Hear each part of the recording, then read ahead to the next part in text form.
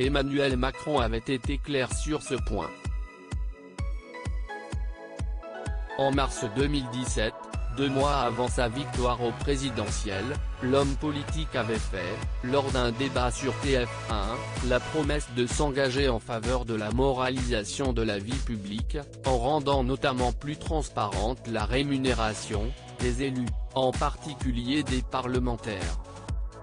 Lucie Sponchado, chercheuse en droit et membre de l'équipe scientifique de l'Observatoire de l'éthique publique, a souhaité obtenir les bulletins de paie du chef de l'État dans le cadre de son étude sur le régime indemnitaire des présidents de la République, mais sa demande s'est vue refusée par l'Élysée, alors que la commission d'accès aux documents administratifs s'était pourtant prononcée en faveur de sa requête.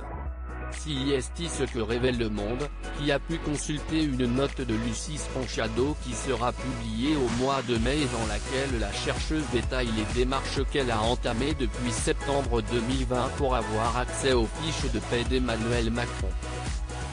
À l'origine de cette demande, il y a mon travail d'enseignant-chercheur.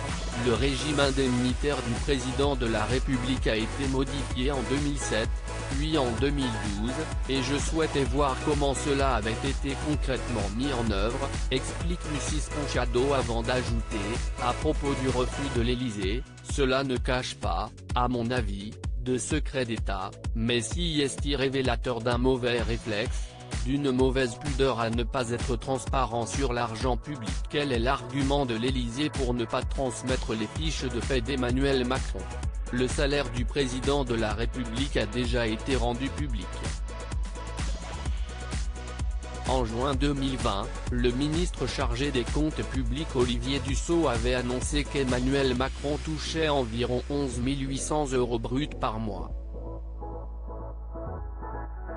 Si l'on ajoute à cette somme les indemnités de fonction et de résidence ainsi qu'une majoration de 5%, cela revient à une rémunération totale d'environ 15 200 € par mois.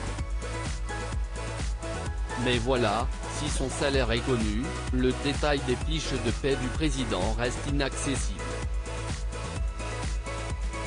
Pour Patrick Strozoda, le directeur de cabinet d'Emmanuel Macron, la réponse est simple, une fois, l'occultation protectrice de la vie privée réalisée, il en ressort que seuls subsistent les éléments déjà publics de cette rémunération.